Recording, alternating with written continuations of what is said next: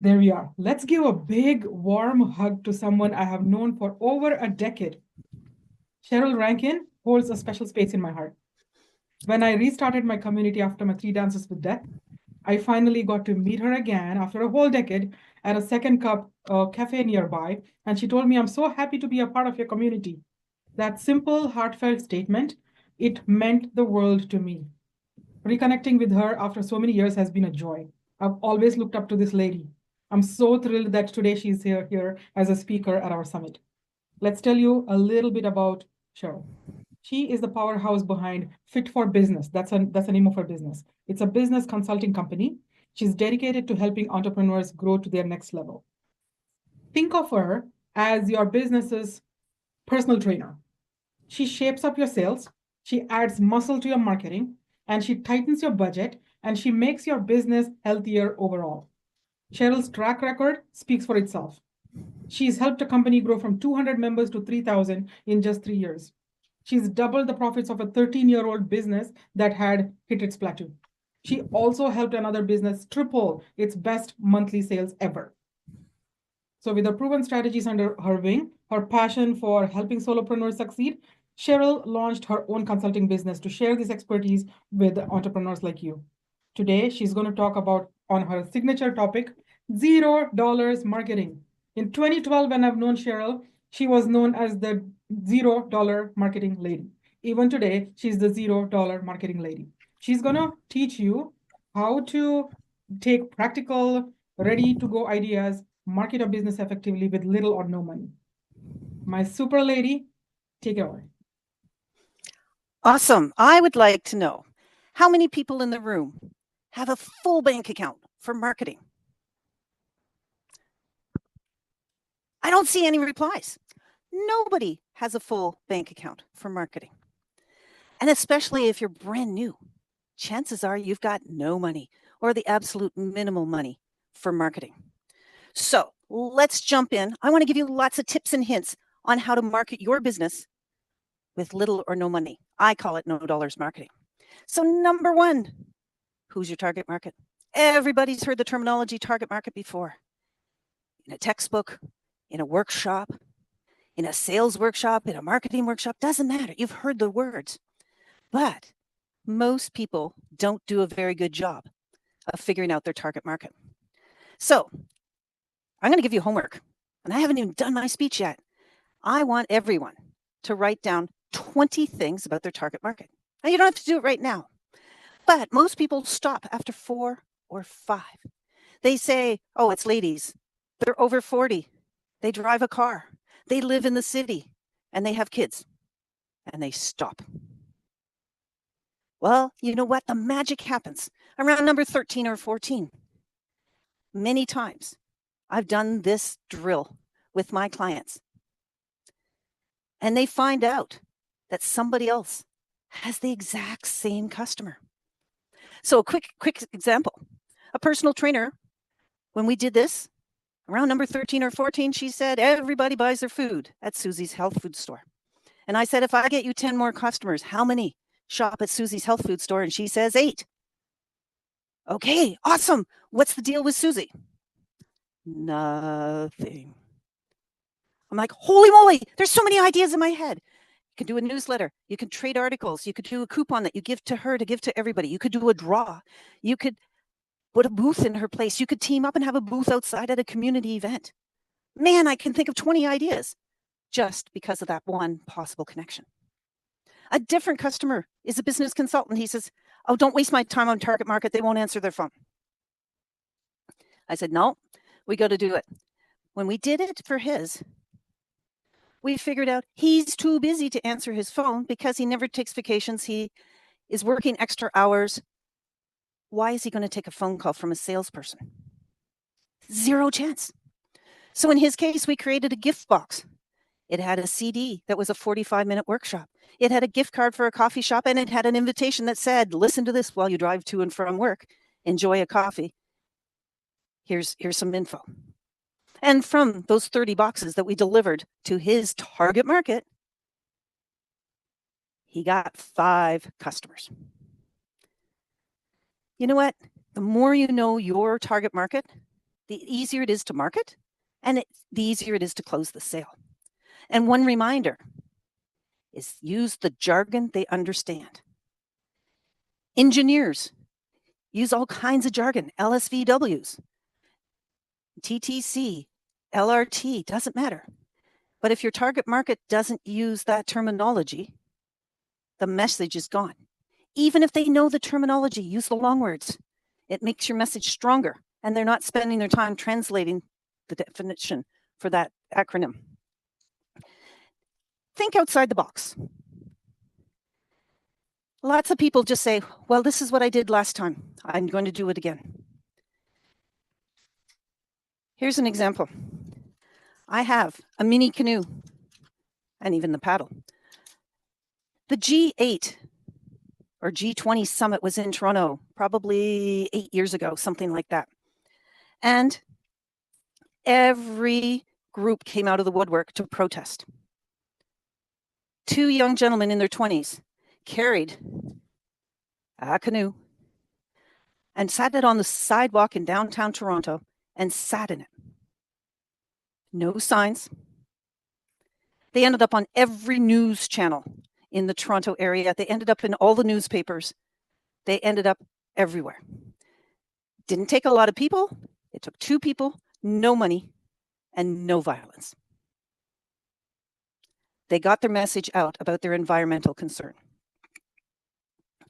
You know what? Sometimes it's saying, what do you do? And how do we get the message across? One of my customers is an interior designer. And he called me and he said, I have no idea what to do with them, but I said yes. A painter gave me 5 boxes of paint sticks. I've got piles of them. And I was like, oh my God, that's amazing. So we made his business cards that go on his paint sticks. And then I found paint cans at the dollar store. So anytime he was at an event, he could pull out his paint can and paint sticks, and it matches creativity. Right away, it signals creativity. You know what? I have a totally crazy one. I have a customer who walked from Mississauga to Ottawa. It's a 6-hour car ride. So it took her many days, a couple weeks. She was going to do it with nothing. We created a launch party for her. The launch party was her 2 best friends, myself, and one of my sons. Not a very big launch party, but we had less than 48 hours to organize it. I took my van, I decorated it with posters. We set up a little table as if she was signing books. But you know what? We had a lunch party. TV station showed up. She ended up with a 20-minute story on the TV station. She ended up on the front page of the newspaper. All at the last minute because we stopped to think about it and get the message out. So that's part of it, is how are you getting your message out? Now, remember I said think about target market? If I'm selling adult diapers, how many of the people in the room are going to say, I need those? Probably nobody. Probably you don't need them, and if you did, you're not going to tell everybody. But the second part is, if you're on social media advertising adult diapers, you need to adjust and say, who buys them? Is it a child is buying them for their senior citizen parents? So you're advertising saying, do you know somebody who needs an adult diaper? Anger management, same thing. Who's going to put their hand up saying, I need anger management training? Nobody. You need to say, who do you know that needs that? So if somebody did, they can say me, but you're getting the message out, or you're sharing tips. One of the things I love doing for my own business is I created a tip sheet. Oh, this one's a little wrinkled because I've used it so many times for the presentation. Instead of a business card, I hand the tip sheet out. The coolest thing is I was at an event, and one of the guys said, I put that on a bulletin board in front of my desk. You know what? That person's been a customer over and over again. I've got the best advertising in the world. I'm on his bulletin board in front of his desk. He sees my name every day. Where did the business card go? Maybe into that shoebox and just disappeared. Maybe into a contact list and just disappeared. You know what? I think you really need to say, who's my target market? And then all of these ideas are going to come out. But what about all the things that come at you? Oh, there's a big sale. Oh my gosh, we can get postcards to the houses, and instead of being $3,000, it's only $500. Do it this week. You know what? You have to stop and evaluate that opportunity and see if it matches your target market. I have a customer who took advantage of one of those. He's business to business. So his postcard got out to 5,000 people in their houses. The chances of him finding somebody are really small. If he had done the same thing and said, I want to do it through the post office, but please give it to businesses only, his results would have been even better. What about the opportunity to put something in a gift bag at an event? Most gift bags say, you must have an actual gift. You can't just give us your business card. You can't just give us a coupon. One of my customers is a general contractor. We put a paintbrush on his business card. They accepted it and were very happy. Now he got into everybody's gift bag, and that was the only cost. So every paintbrush cost 20 cents because it was 5 for $1 at the dollar store. I use my email for everything. My tennis club needs somebody to send an email. I'll do it. My business group says they want to have a special event. I'll be the contact person because now everybody gets my name and my email. How many people in the room accidentally tell other people they're in business? Oh, come on. When the cashier says, why are you doing groceries at 11 o'clock in the morning? You've got to say, it's awesome. I run my own business. And 99% of the time, they ask, what do you do? Awesome. I get to tell somebody what I do.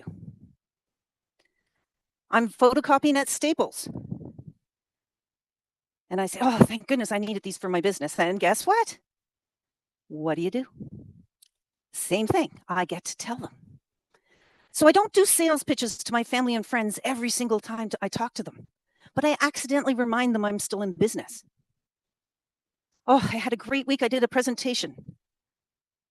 Oh, I had a great week. And an example of a project or something. I'm telling people I'm in business, but I'm not always doing a sales pitch.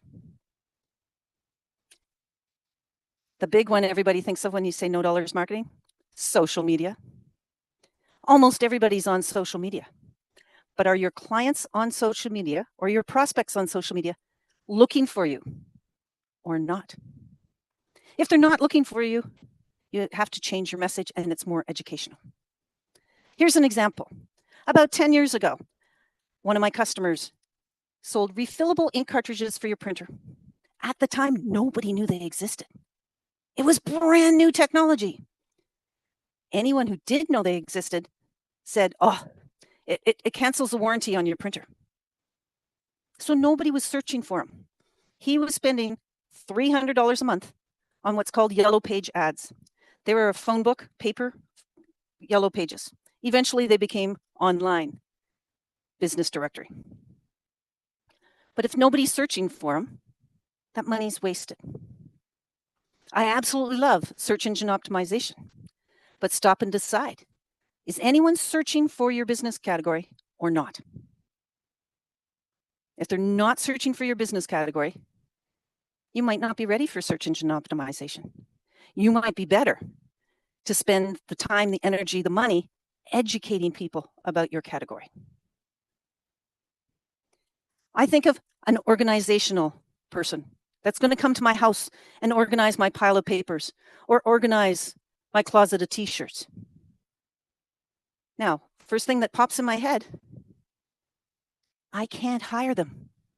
Because if I hire them, I'm a failure. Because I'm Supermom.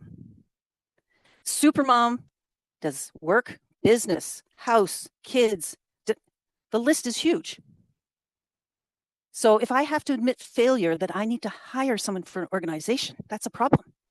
But if that organizational person says, I can help get your house ready for a special event.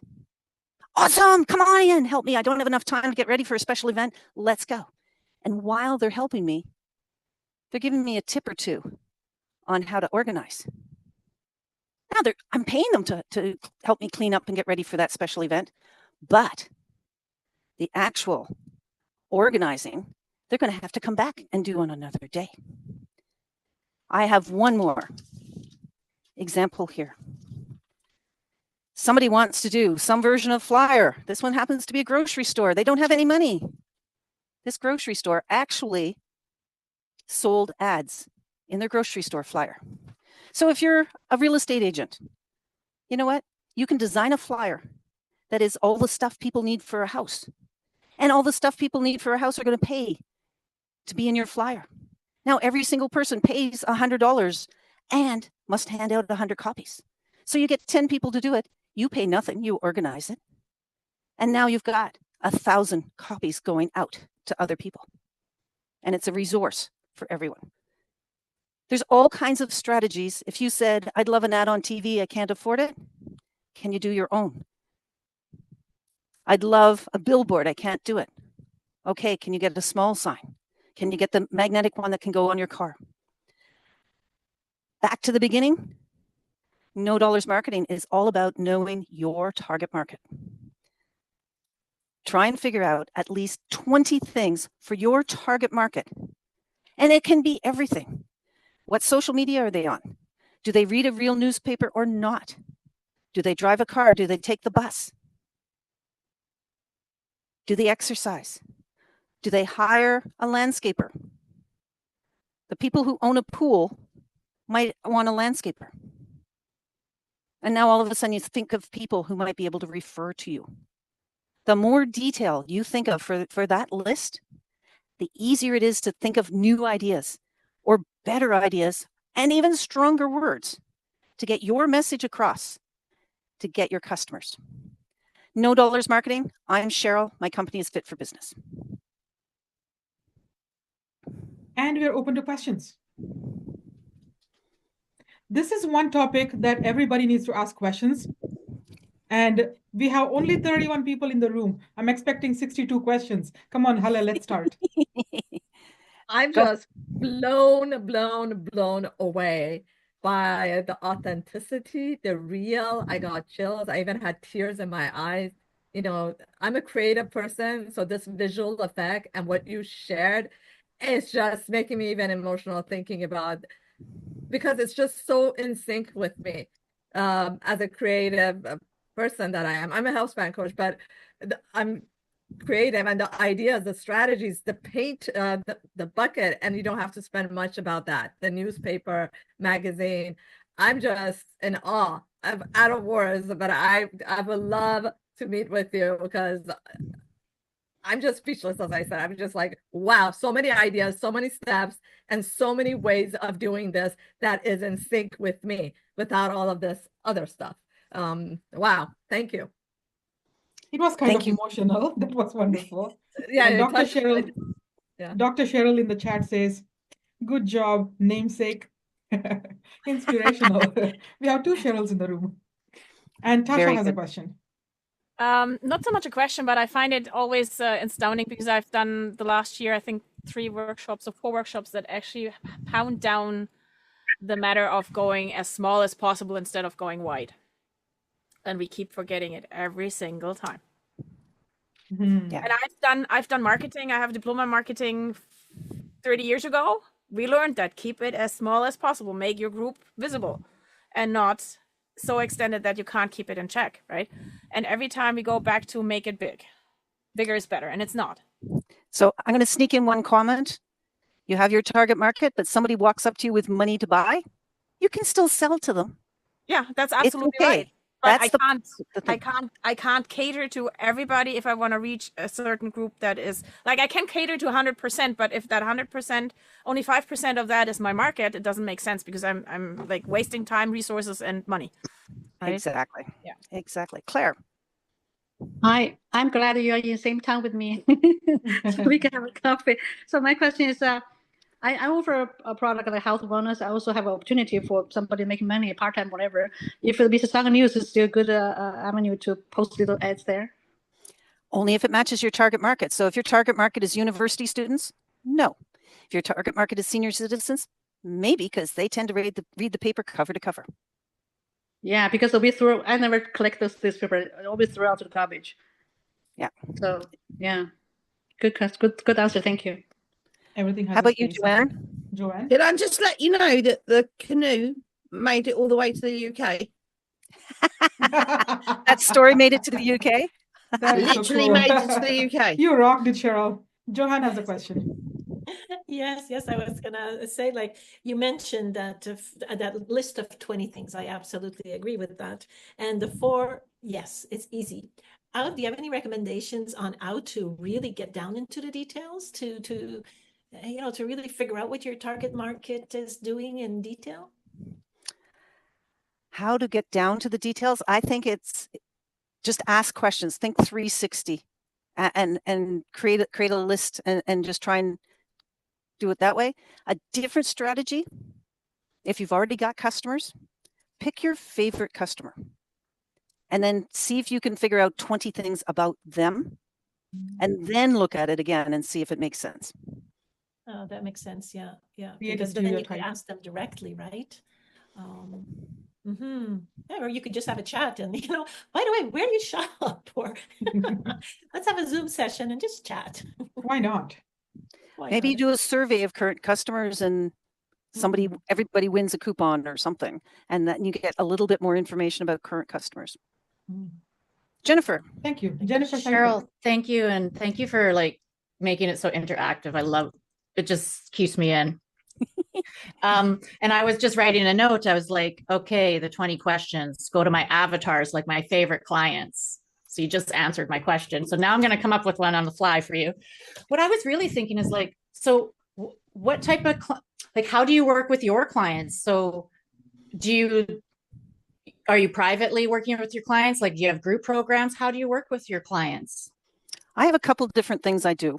One is a brainstorming session, which is 2 hours, and this 20 things and the first few ideas comes right out of that session.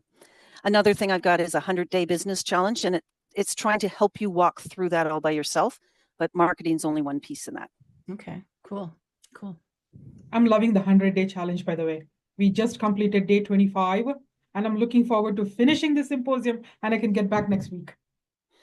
Yes. I don't know if you noticed, I took you out of that group. I'm putting you in a different group so that this week you didn't have to think they were just piling up. I know. I got that right away. I was trying to take care of you. George. Oh, hi, Cheryl. I joined a little late, got caught up in too much today, but I'm happy that I caught part of it. So, just more of a weird question.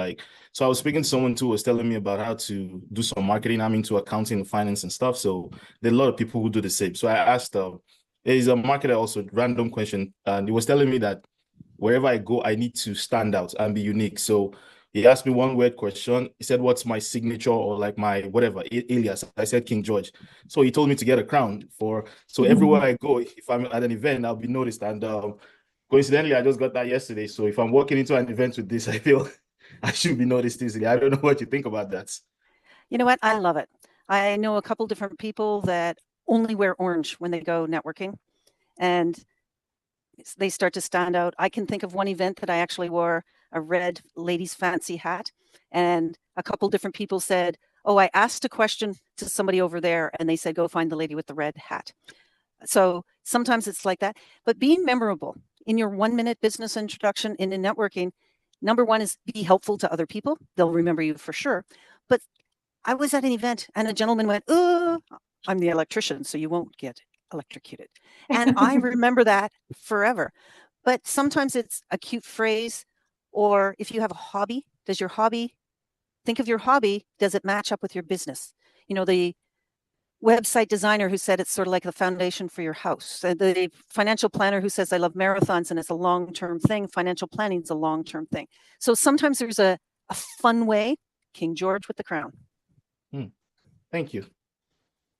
Absolutely. There are many creative ways to be creative and memorable, I think. The best one that comes to my mind is at one of the BNI meetings I was at. One guy just got up and said, "If your wife is hot, call me." Everyone was like, "What?" It turns out he repairs air conditioners. Sorry, I love it. That is so true. More questions. We have the room still open for questions, you guys.